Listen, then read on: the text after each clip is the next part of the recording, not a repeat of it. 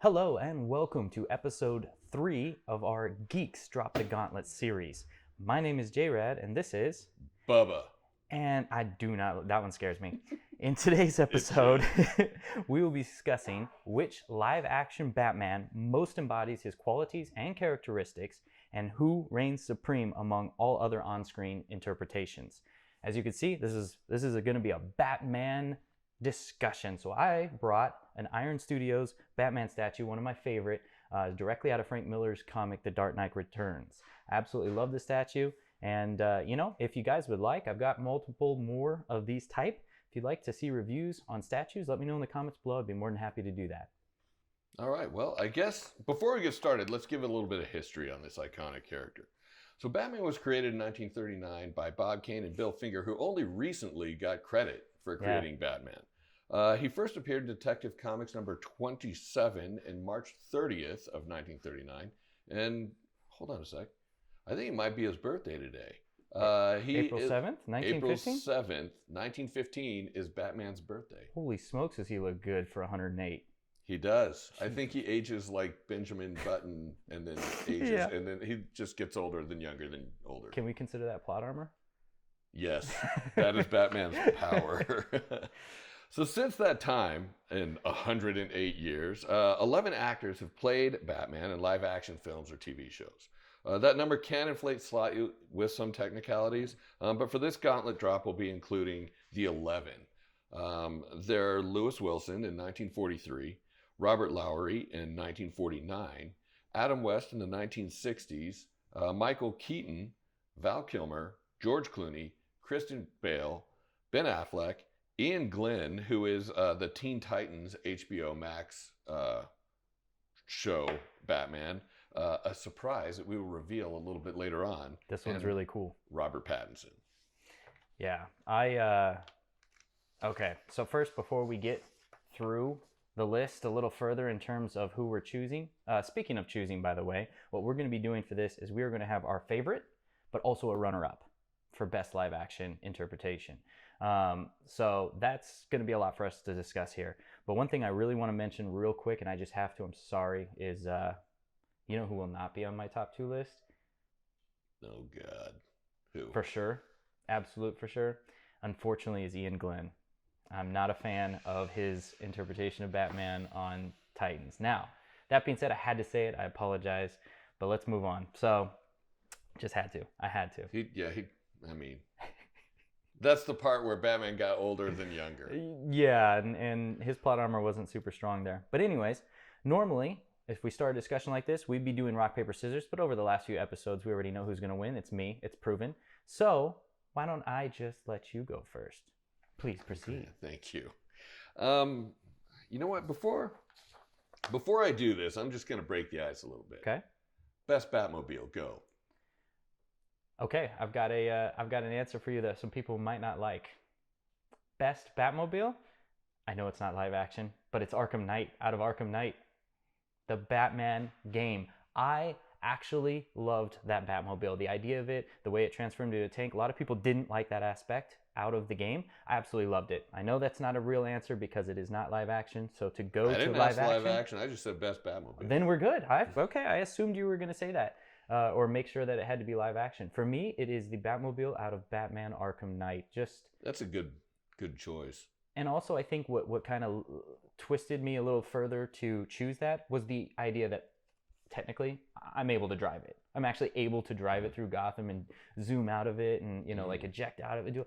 I just thought that was really cool. I think as the Arkham games progressed, I always wanted to drive the Batmobile. And that was the first one you could. So I'm going to choose that one. Okay, good choice. What about you? So, this is kind of an interesting story. A few years ago, before I think it was Batman vs. Superman came out, we went to Warner Brothers Studio and toured as they had like a Batman Superman feature there, and we got to see all of the live action Batmobiles, all in the same, like under the same roof at the same time, including the Screamer, which is what they were referring to Ben Affleck's Batmobile as. We did not see Robert Pattinson's because it hadn't been conceived of, which I really like, by the way, because I'm a big muscle car fan, especially like old school Chargers, 69, 70 Chargers. But anyway, there were some that I was kind of underwhelmed with. The Tumbler I was underwhelmed with because in Christian Bale's Batman movie, when he's test driving the Tumbler around, like that thing is roaring. It looks like a beast. But then when you stand next to it, it's kind of a small car. Yeah. Like it wasn't as big as I thought it would be.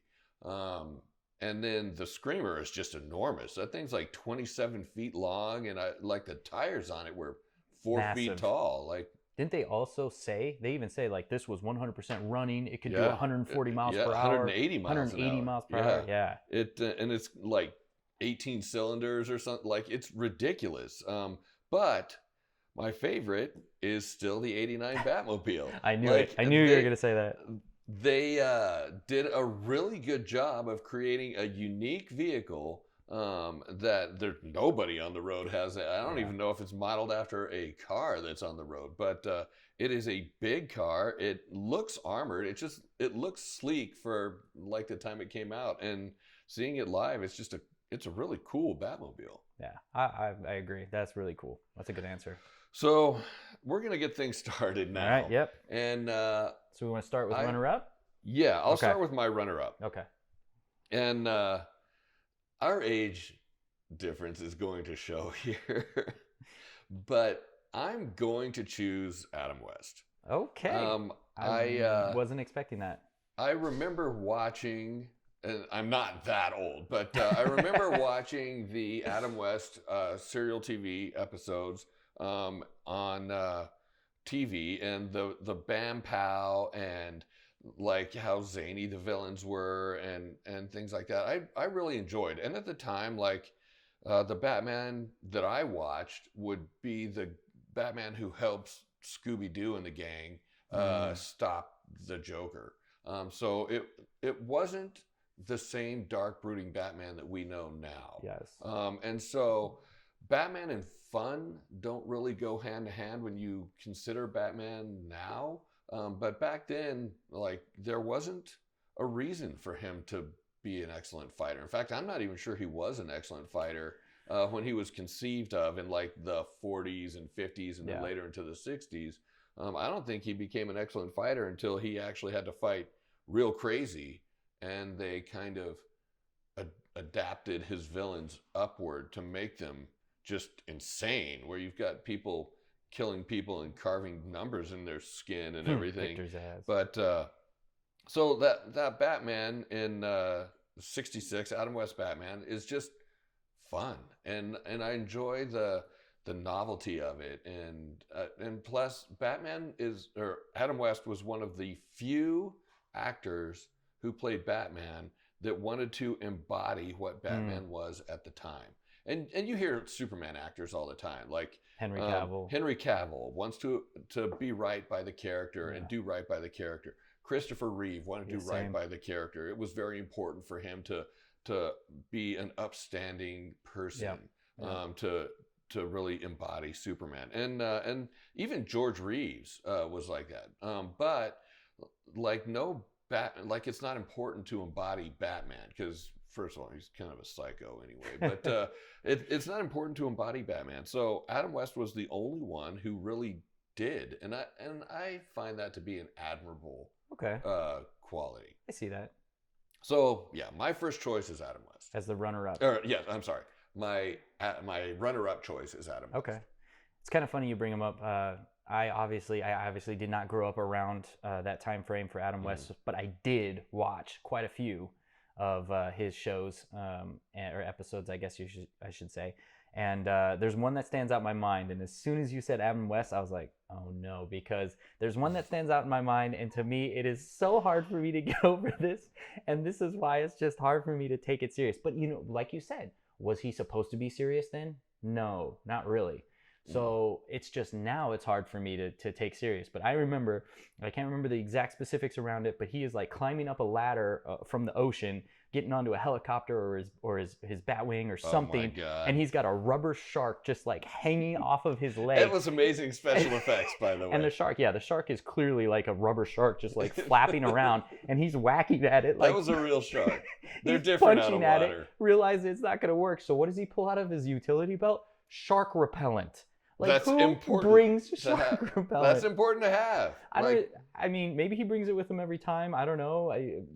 But just thinking about that, I remember watching it and like the first like 5 seconds of the scene, I was like, huh? And the next like 20 or however long the scene was, I was laughing. Take her up.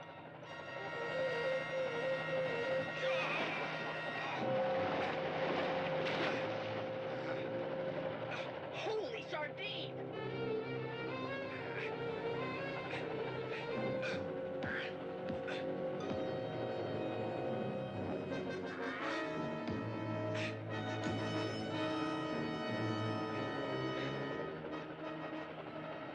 Hand me down the shark repellent bat spray.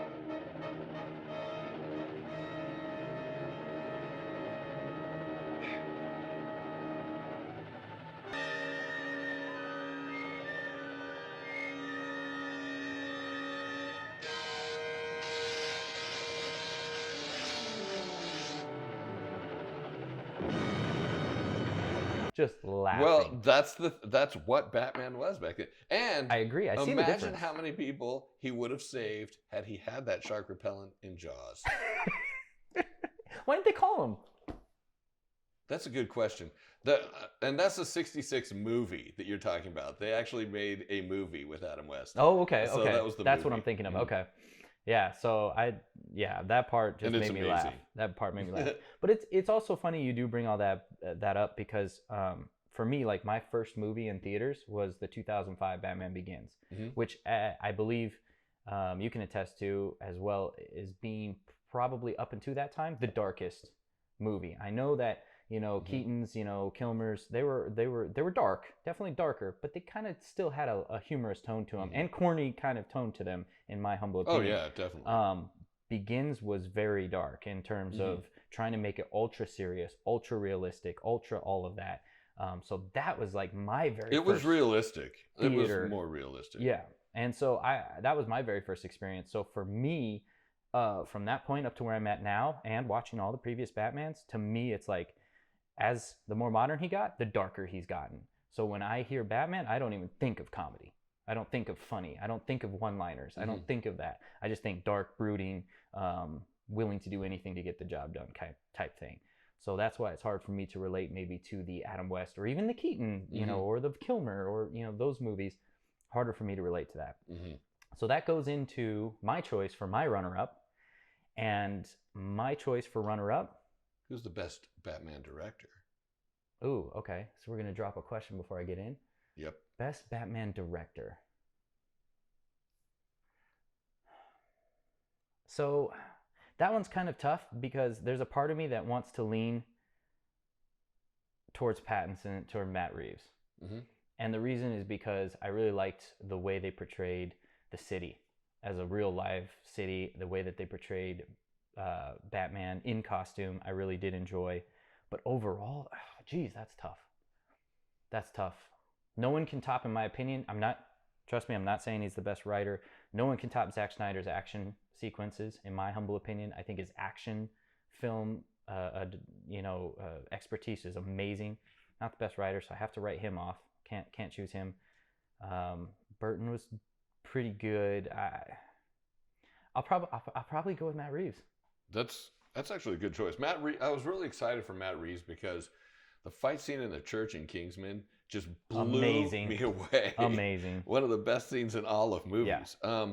I'm going with Christopher Nolan. Okay. Okay. I thought that the trilogy that he crafted, granted the last one had some to be desired, but the trilogy that he crafted was fantastic. Like I thought he did gritty. I thought he did like the realism and really grounded Batman in like what would be the real world. But yeah, I just, and like the bad guys with Ra's al Ghul in the first one, and then obviously the Joker, Heath Ledger. Heath Ledger's performance will never ever be. There'll never be anything equal to that. I agree.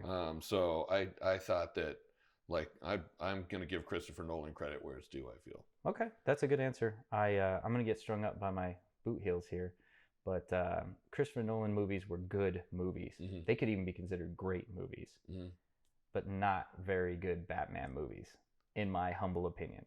And the reason we'll dissect that a little bit, maybe a little bit later down the road. But directing quality, like as a director himself, he's great. They were great. I actually like a lot of Nolan movies, to be honest. But okay, so my runner-up actually leads right into my answer to what your director is, Matt Reeves. So my runner-up is Robert Pattinson's The Batman. And the reason why is, well, let me rephrase real fast. Let me start back at the beginning. When I walked into the theater for the very first time, I said, Robert Pattinson as Batman?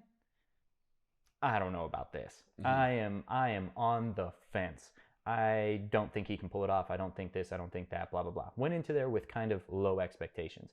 Walked out with expectations met, if not slightly exceeded. And I was like, yeah, it was all right. It wasn't until I watched it for the second time, and I do think that we need to do that on a bunch of movies. You know, you got to watch a second time. You got to, you know, absorb it, pick up little things you missed the first time. And on my second walkthrough of the movie, or watch through of the movie, I realized that him in suit, because we are talking about Batman, not Bruce Wayne. Batman, I actually thoroughly enjoyed it. When he was in the suit, when he was, you know, brooding and menacing, and the scene where he's in the subway station and takes out those guys, the first guy he takes out and takes him out brutally and is like, I am vengeance. You're like, okay, I can get behind this. And the suit grew on me. I think that Matt Reeves nailed Batman in a real live, living Gotham City, along with a good, if not really good, villain. I thought the Riddler was good. I thought he did a great job. Paul Dano did a great job acting. I just think that all of it worked. My only negative aspect is I did not like Pattinson's version of Bruce Wayne. That's my only issue with it. It was really hard for me to look over some of the past movies he's been in, especially when he looked similar, like certain angles, certain things. I'm like, that reminds me of another movie. Won't bring up names, but it just didn't quite work for me. But when he's in the suit, amazing. A couple of the best scenes in all the Batman movies, I think, happen in this one. I thoroughly enjoyed. I am going to call Robert Pattinson's Batman when he's suited up as my runner-up.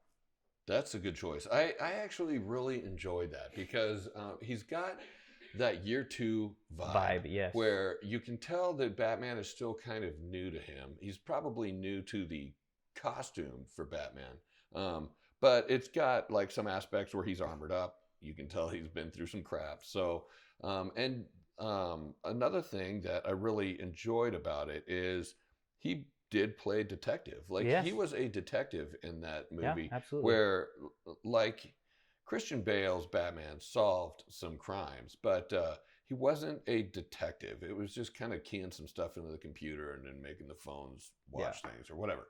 But I really enjoyed watching him work and process and things, and I thought that was really interesting because Robert Pattinson's Batman is more of a detective movie that just happens to have Batman in it. It's like Seven with Batman in it. And I thought that was really cool. Granted, like later on, it is a Batman movie. Of course. It doesn't feel so much like Seven, but it was really cool how they set that up, and I thought it was really, really well done. And another standout to me, actually, was the Penguin. Another standout character, because you have literally Colin Farrell in multitude of prosthetics. You wouldn't even recognize him. You don't even recognize him. Know. And in my opinion, one of the better villains, who apparently a bunch of people saw because they're like, let's make a freaking show out of this. So now he's going to have his own show. I thought he nailed that. Paul Dano nailed the Riddler. Robert Pattinson did a great job in the suit. And like you were talking about, I did like that. If you notice, like his gauntlets and other parts of his costume, they are not refined. They show his early stages of his Bat career. And you know what? Second time watching it, I gave it an A+. So I really enjoyed it. The rumor is that Clayface is going to be in the I would next love one. that. Never seen him on screen yet. Right, it would be amazing. I would love that because there's some really good storylines you can go down with that. But yeah, so that's my runner-up. So I believe either next is A, because you've been doing this to me, a question, or B, we run into your top Batman of all time, live action. I'm going to hit you with a question. Best Bruce Wayne. I'm here. No, after I just talked. Robert Pattinson. No. So best Bruce Wayne. So as soon as you said that, I don't like that this popped in my head first, but ooh, that's tough. So for me, it probably would be either Michael Keaton. I actually did like when he was out of the suit. He was awesome. I do like when he was out of the suit. I'm personally, again, hate me. I'm not a huge fan of the suit in Batman, or in Michael Keaton's '89 Batman. Just for whatever reason, I've never been a huge fan of the yellow, and I don't know why. Just haven't. I know, I just never been. It's hard for me sometimes, but his Bruce Wayne I thought was really good. I also actually enjoyed Bale's Batman. I'm sorry, Bruce Wayne. There was times when he would have to play the playboy, philanthropist, the whole persona, because in my opinion he is Batman. He's not Bruce Wayne. And when he has to play Bruce Wayne, he has to put on a face. And I thought he did decent jobs in those 3 movies putting that face on. I also thought Ben Affleck's Batman was good as well. Bruce Wayne's, apologies, with his older Bruce Wayne, not caring too much. I enjoyed that as well. If I had to pick overall, I guess I'm gonna say Keaton actually. What about you? So there are aspects. I'm again going to pick like you did. I thought that Michael Keaton's Bruce Wayne was impeccable. Like, I thought that he was intelligent. He had a good sense of humor. He was still a playboy. But, like, you don't get an idea that he is an irresponsible person. Like, the most important thing to remember is that he is the head of a company that makes billions of dollars. Yes. And Wayne Enterprises is massive. And if you have Bruce Wayne who stumbles into a nice restaurant drunk with a couple of half-dressed girls and thinks he's going to give a check to the maitre d' and buy a hotel, that is stupid. Like that. Man, you're trashing Bale. He has no idea. Like, he's pretending like he has no idea how, I see what you're saying. Any acquisition of that nature would go. Yeah. It made him look like an idiot because anybody who was sitting in that restaurant knows that that's not how an acquisition goes. And it was a really dumb, yeah, you're right, flex. And and like, just making a move like that as like the head of Wayne Enterprises, your stock is going to take a dive. And I don't know. I felt like Christian Bale's Bruce Wayne was just an irresponsible Bruce Wayne, and they leaned too hard into the playboy and not enough into a multi-billion-dollar corporation owner. Yeah. I thought that Ben Affleck's Bruce Wayne was the calm, collected, cerebral, like what you would expect as a Bruce Wayne, but you didn't really get to see the playboy aspect. No. So Ben Affleck looked the part. He did a great job as Batman. He did a great job as Bruce Wayne. But again, I'm leaning into Michael Keaton too. I thought that he was the this best. This might be the only thing we agree on tonight. It probably will. And before I get into my number one, my good friend Nando Knight sells comics. He's on Instagram under Nando Knight or Nando Knight. I am sure he is going to pick this apart. I'm gonna hear something, but and I apologize in advance. No, I don't. No, I'll debate him. That's fine. But look him up. He's awesome. I'll throw a link on this channel under the description. So, my favorite, my number one pick, is the surprise that I left off. Oh, okay, all right. Kevin Conroy. He played Batman in one episode in Crisis on Infinite Earths in the Arrowverse. Really? And yes, he was basically the Batman that you would have seen in Batman Beyond, where he's kind of got the exoskeleton that helps him walk. He's older. Okay. But because it's Kevin Conroy, and he is I did not know probably the best Batman ever. Like, if you were to take across all medium, iconic. Kevin Conroy is the best. Yeah. I'm throwing him in there because he appeared in probably 38 seconds of screen time, maybe a little longer, but he was a live action Batman. he was a live action Batman, so we have to acknowledge that. Okay. Okay, so realistically, Iconic, let's go with screen R.I.P. time. though. I'm for gonna sure. go. Yes, absolutely. That was another one that hurt. I did not like reading the news. No, that day. hurt. That's good to know, though. I did not know that. Now I want to watch that episode. Yeah, yes, you I've do. never seen that. You do. It's amazing. They Awesome. actually even have, like, in that series, the Crisis on Infinite Earth, I think it went over 5 or 6 of the Arrowverse. Oh, and okay. they brought Tom Welling back Oh, to okay, reprise that's his cool. role. He's a different Superman. Clark, Still. I would say. Still. But Brandon Routh was in it That's cool. as Superman. He also played Adam, right? Adam, and it was a really good That's series. cool. So That's Crisis on Infinite Earths on the Arrowverse is actually really Alright. well done. I'll link which episode too if you guys are curious, because I'm actually now really curious. I want to watch that Kevin Conroy part.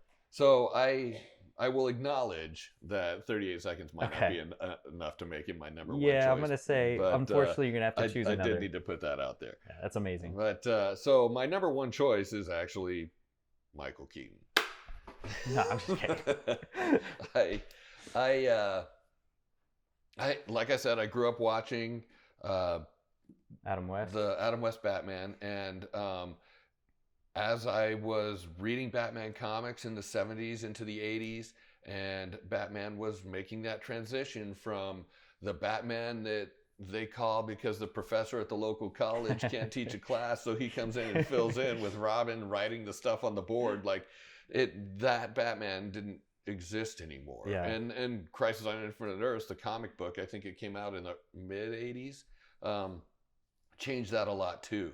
Where they were able to lean into the darker aspect, like the part of Batman that you really didn't want to talk about. That look, he's an orphan, he is angry, there's vengeance involved in this, and those parts that were just kind of dusted over as an origin became like an element of his character. Yeah. And so to see it was time to make that change, and Tim Burton and Michael Keaton did a great job. And I remember hearing that Michael Keaton was going to be Batman. And like, even in the 80s, you didn't think of Michael Keaton as being the action star. Yeah, Well, he still really isn't, although his Vulture was amazing. One of the better bad guys in the MCU. But you didn't really think of that. And so it was hard to conceptualize even then. You're like, I don't think this is going to work. Did we do that with almost every actor? Doesn't it feel well, like that? DC, At least for Batman. DC has a track record of hiring people that you're like, I don't know. Yeah, and then you see them, you're like, okay. Yeah. And Marvel, it was really easy to trust their hires. Yeah. And DC, Yeah, you true. ended up questioning every single one of them. And most of the time, it did pan out. But there were a few, Ezra Miller, that really kind of made you change your mind on. Yeah. Well, didn't make you change your mind. You're like, this person wasn't the right fit. So anyway, Michael Keaton, he changed my mind. Like I said, and we discussed, his Bruce Wayne, which is a big facet of Batman, was perfect. Yes. And even though he was somewhat rigid and looking right like this and stuff, they did a pretty good job of not really playing up his inability to turn move. his head. Yeah. And his fight scenes were good enough. Yeah. With not being able to turn his head, but the impact, like the cultural and entertainment impact, and what that did to me, like as a 15, 16-year-old or however old I was when I came out, that's scary. It was awesome. I remember driving home that night, like after I saw the movie. All hype? No, so like the hood of my car, my car was clean, and the hood of my car, the street lights were passing over. I'm like, this is like the freaking Batmobile. Like it just felt awesome. cool. Like yeah. I was so juiced on that, and his Batman in Batman Returns, like he had like a relationship with Michelle Pfeiffer prior to that. Like they had dated, and then so they were concerned that like Michelle Pfeiffer being in there might be somewhat awkward for a couple of scenes, and like they were both so professional, like and he was just awesome. It turned out good. And I mean, he revealed his identity. Every girl he slept with. It's all right. We won't talk about that. He still was the playboy, but he was also a responsible business owner, and he was a good, threatening Batman. And I think he started the "I'm Batman." Don't kill me, man! I'm not going to kill you. I want you to do me a favor. I want you to tell all your friends about me. What are you? I'm Batman.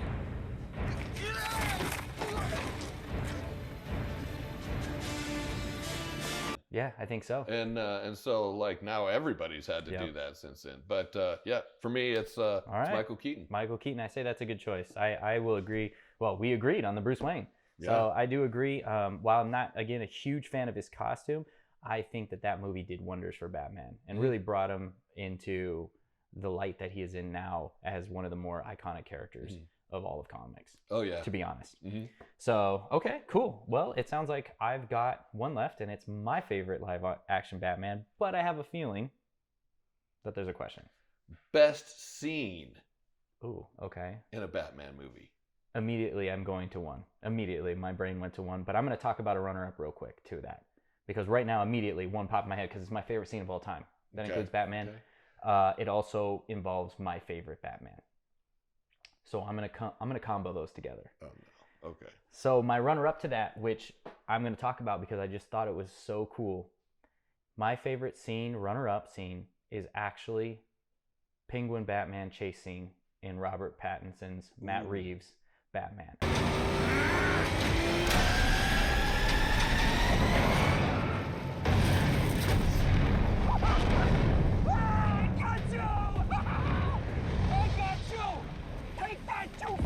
Psycho! I got you!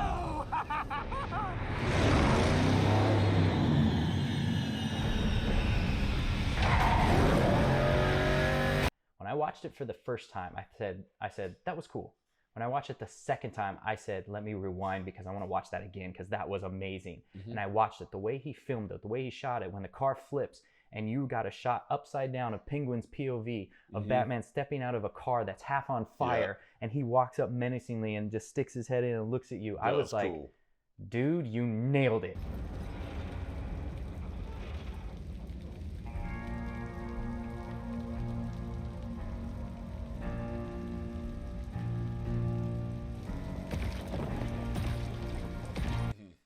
Badass scene. And to go back to the Batmobile, while Arkham Knight Batmobile was the best, I actually really liked Pattinson's Batmobile. Oh, it was amazing. I loved that. And the whole chase scene was amazing. So there's my runner-up scene. Okay. Easily. Well, let me go into mine. Go for it. Sounds like you're going to transition. Go for it. So my scene is literally a second long. Oh, no. Wait, second long. Okay. But I don't know. In Batman versus Superman. Okay. The scene where he's hanging off the side of the building and then jumps with the strike of lightning that lends itself to Dark Knight Returns was awesome.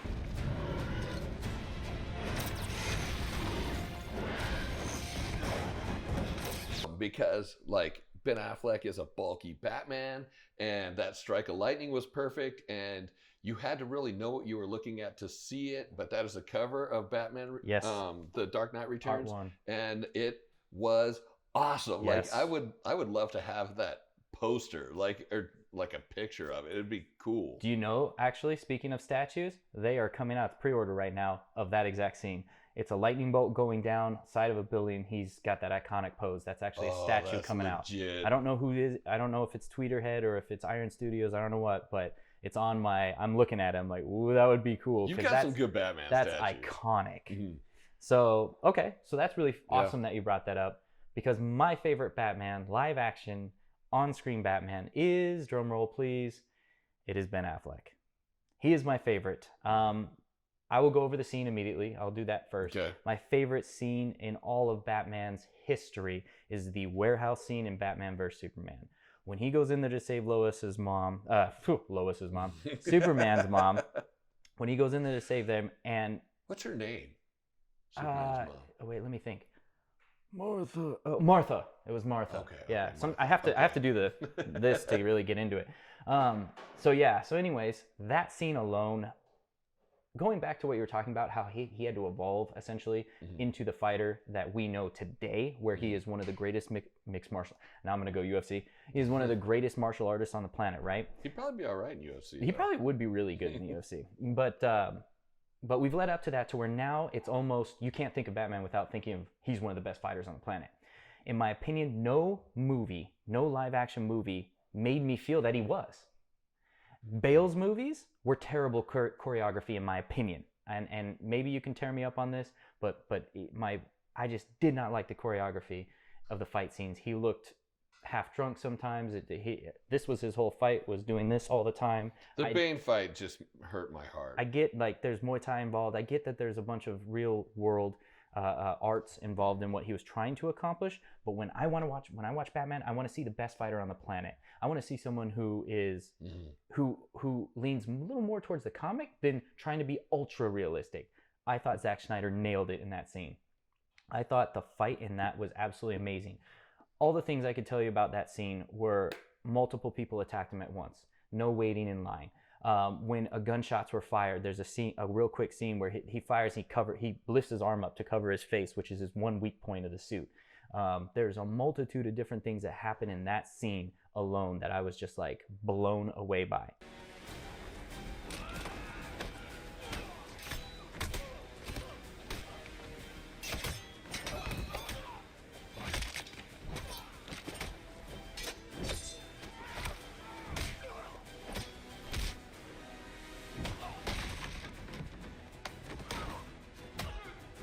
Now, I'll go into why I think he's the best. Number one, best suit on screen.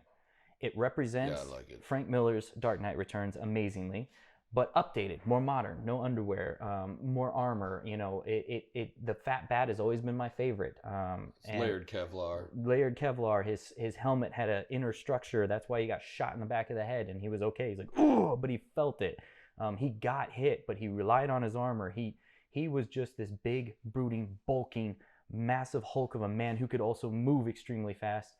And I actually really liked, being that they were trying to take the whole Frank Miller route, they went the road of a extremely seasoned and veteran Batman who knew what he was doing and didn't pull a punch. And that's why in that scene alone, multiple people died. I won't say he pulled the trigger, but multiple people did die. Just think of the grenade guy when he pulled the pin and the guy got kicked into him and he dropped it and he's like, oh, and reaches for it. He's dead. Yeah. 100%. Both those guys are dead. Well, something I think that's important to consider there is there's a lot of people who have raised a stink about Batman doesn't kill. Yes. And he makes that statement that for every person that murder that you murdered, now there's 2 murderers or something like I don't know what it is. Something along that line. But the big thing is that Batman doesn't kill. And the reason that he does that is Batman has a good relationship with the Gotham Police Department. I mean, Jim Gordon is probably his best friend. Yeah, true. Aside from Morgan Fox. Lucius. Lucius Fox, Morgan Fox. Anyway, Lucius Fox. He has to maintain this relationship, and if he is killing people, then the Gotham Police Department at some point is going to have to see him as a murderer. Yeah. And the vigilante status is taken away. And so he's got to catch these psychos and he's got to dodge the Gotham Police Department. And Batman, for the most part, doesn't want that distraction. And the cerebral Batman is the Batman who doesn't kill. Yeah. The Batman in Batman vs. Superman, at that point, I don't think he cares one way or the other. He's got that Robin suit that it's apparent the Robin that he had is dead. Died. He is like at kind of Frank Miller Dark Knight Returns status anyway. He's an older Batman who's been through it. I don't think he cares if he gets arrested. I don't even think he cares if he gets killed, honestly. No. I think he wants to continue doing justice. But if he's going to take some people out, he's going to take some people out. Yeah. And so that's why, like, at that point, that Batman killing people is realistic. Yeah. And like you said, a lot of people do like to hang their cap on that in terms of like, well, he killed in the movie, so I'm out. I didn't like it. For me personally, I love, he's my favorite DC character. Read a bunch of comics, did the whole thing where he doesn't kill. I kind of liked it. I liked it. I'm not saying, and again, he didn't hold a gun to a guy's head and pull the trigger. It was a lot of, what's the word for it? Surrounding circumstances that he caused. Collateral damage, and they died. That being said, I was completely fine with it. I thought his portrayal was great. I thought the actor chosen, Ben Affleck, was a great choice because of his size. Yeah. A lot of times we're having, I mean, even Michael Keaton, we're going back. He's like 5'9", 5'10". You've got Christian Bale, he's 6 foot. I think he's actually 5'11" in his IMDb. 5'11", 180 pounds. You know, yeah, he put a little muscle on. But then you've got a 6'4", 230-pound guy who actually put the muscle on. You got this big brooding guy. Remember the scene where he's standing with Henry Cavill? Yeah. Henry Cavill's a big dude, and Affleck's got a stance over him, and he's just a big boy. Zack Snyder said that it was important that Ben Affleck was bigger. The reason being is that he is not Superman strong, and Batman needed to be an imposing character, physically and psychologically. So, and he was, because that was his advantage, and he was, and yes, that was well cast for that reason. Because I think Henry Cavill's like 6'2". He's like 6'2". Huge. And so there was that scene where he's kind of looking down at Henry Cavill in that shot. And that was really well done. I thought it was well done. Now, you know, writing that kind of thing, there's some issues. We can talk about that, but at another time. But for me, the casting down to the action, down to, I mean, even Batman versus Superman, that fight alone, you know, you can raise a stink on the writing, you know, well, Martha, but the fights, the actual them throwing blows, the kryptonite involved, almost similar to, you know, no Green Arrow involved, but similar to Frank Miller's Dark Knight Returns when they throw down. I loved it. And the extended edition, if you haven't seen it and you've only watched the theatrical edition, the extended edition actually adds more to the movie in a good way. And I don't think it's the terrible, rotten film that a lot of people think. I actually thoroughly enjoyed Batman vs. Superman. I think it actually blew the next one, Justice League, Joss Whedon's version, out of the water. It blew that one out of the water. Yeah. I enjoyed Zack Snyder's Justice League. That was good, but I think they toned him down a little bit in that movie. In fact, well, there were reshoots and he wasn't in the same shape. That's true. But there's just the culmination of Ben Affleck's Batman to me is Batman vs. Superman. One of my favorite Batman movies, one of my favorite interpretations of Batman ever. And therefore he takes my number one spot. I think he was amazing. And I would love to see him back. I would love to see a solo movie with him and Joe Manganiello. I can't remember his last name. Manganiello. As Deathstroke. Yes. That right there. Oh my goodness. Ben Affleck's Batman from Batman v Superman and his Deathstroke on screen. All right. So who wins in a fight between Deathstroke and Batman? Oh man, that's tough. I would have loved to see it on screen unfold. I don't know because there's been quite a few where they were pretty evenly matched, and Deathstroke has won a few battles. He's won a few bats and fights. So I don't know. I think. Okay, I'm gonna answer your question with another question. Oh no. and this is me subverting the question because I don't want to answer it. Out of all the live action Batmans, you put them all in the room. Who's coming out number one? Who's coming out with the win? Okay, live action Batman's Ben Affleck's coming out. Like he's walking out that room for a few reasons. Like he is the Batman who is the seasoned fighter. He moves like the seasoned fighter, and he's not afraid of killing. No. I don't know like if any of the other Batmans can get through the armor, but he's just a beast. And so as far as like the Deathstroke Batman fight, what do you think?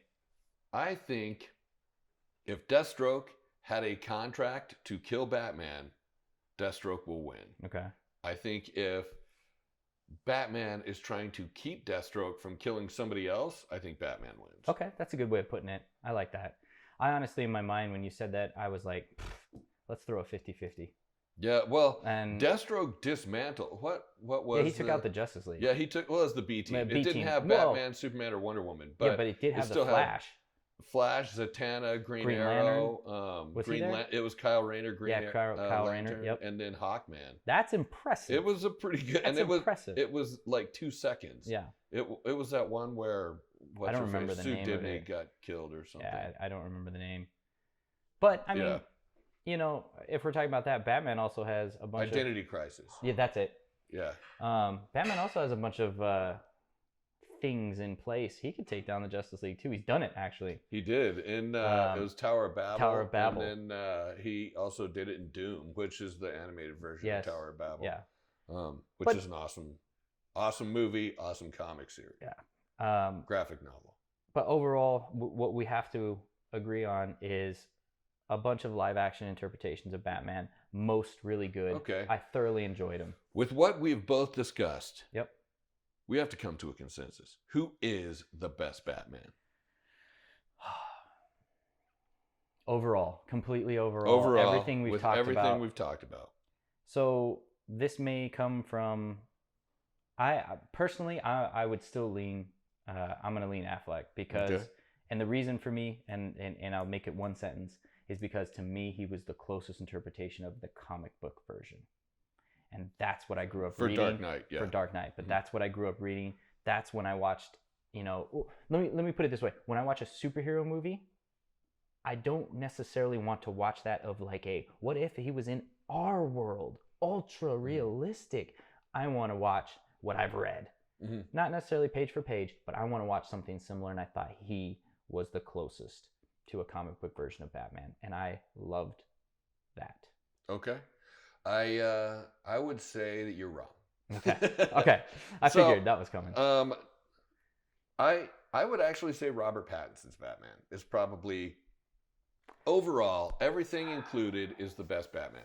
I did not see any fault in the writing, direction, Batman, like as a character. And if you consider year 2, is Bruce Wayne going to be a little emo? Is he not really coming into himself? Is he not really yet a playboy because he's probably still trying to get over his parents' death, and he's probably still trying to grow as a person?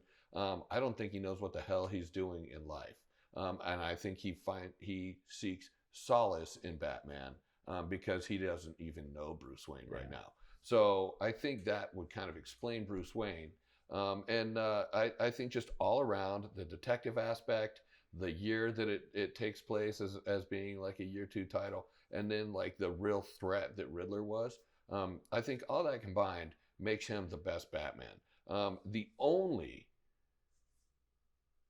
thing that I think is going against Ben Affleck for me making that choice as well is I thought that Lex Luthor was an imbecile. Like, he was horribly cast, and I thought that his pitting Batman against Superman to try to, I don't even know what his goal was, but he was terrible.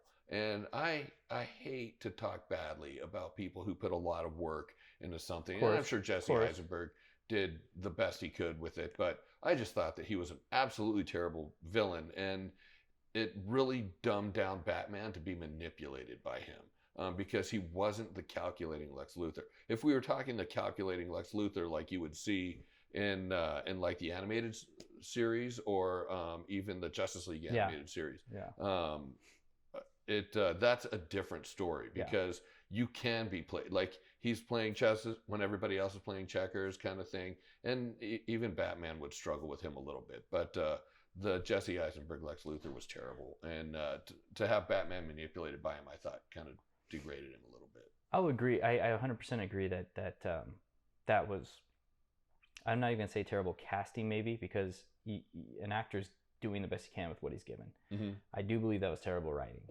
and that hurt. That hurt a lot. That hurt the movie a lot.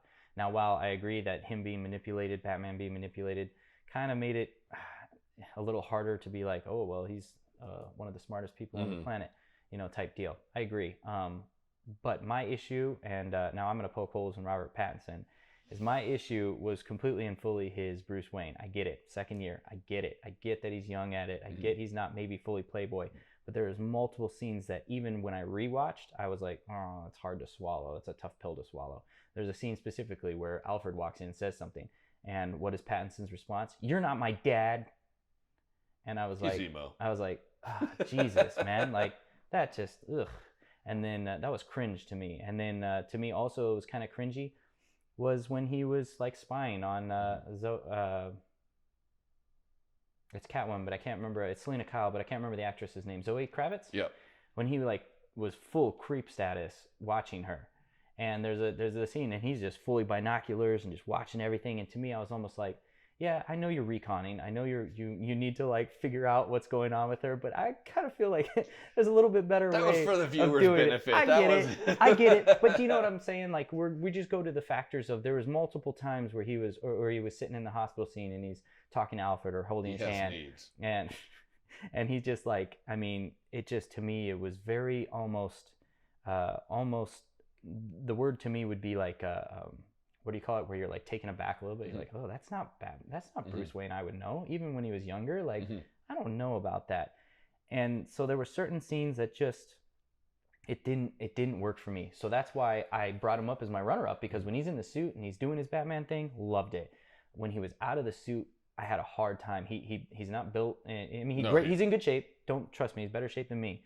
But I mean, he wasn't built. He wasn't that big, you know, brooding. And in year 2, actually, it's year 1 Batman.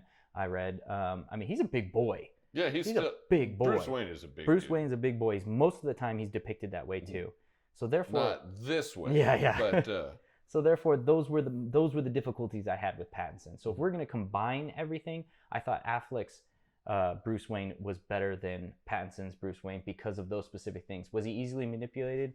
Yeah, he was. That kind of sucks a little bit. Like a fiddle. Was he this, you know, like by a guy who put a Jolly Rancher in some other dude's mouth? Yeah, you know what's funny, when he did that, I was like, I want Jolly Ranchers. No, I'm just kidding. I do not. No, That's the worst scene. But overall, I have to give it to Affleck personally, and I can't conform, unfortunately, to your choice. Okay, I'll give you one chance to save yourself. Okay. Best Alfred.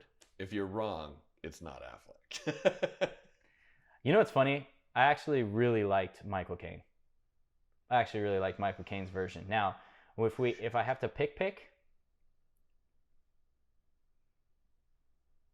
yeah, I'll probably say, like, I actually liked Michael Caine's version.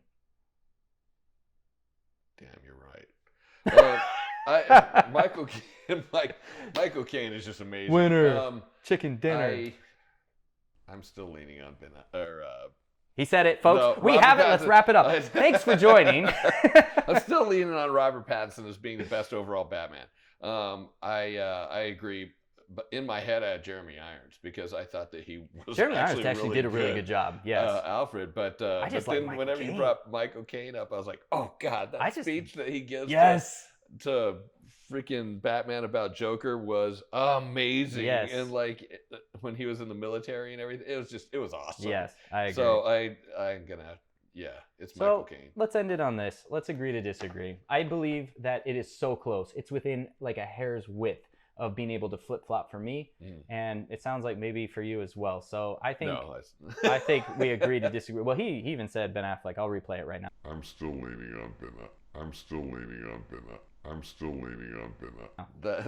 He said Ben Affleck's the best. Anyways, so do that we'll agree to disagree because I can't concede that. But that was a lot of fun though. I think this was a lot of fun. Yeah, Batman's my favorite character. Talking about him like this, there's pretty much nothing more I enjoy than discussing stuff like this. Even if we don't see eye to eye. I'm not a Batman hater. Like I know. I've come off that way in several, two videos. I've come off as a Batman hater. I don't hate Batman. He's probably my 3rd favorite character. That's pretty good. I'll take it. So that was a lot of fun. I think they were really good, solid choices, and I can't wait for the next one. Which, speaking of, will be episode number 4, and that one is going to be an episode in which we discuss the sequel trilogy of Star Wars and kind of do a bit of armchair quarterbacking to kind of see what we would change to make it more appealing to us. Again, this is just our humble opinions, but I think we could really get into some nitty-gritty. It's factual. Okay. All right. He said it. I'll go with it. But I really think that there's some things we can definitely discuss on that one. So that'll be a fun one to do. So if you enjoyed this, please consider hitting that like and subscribe button and let us know in the comments who you think the best live action Batman to ever walk the screen is. So with that said, thanks again and stay geeky.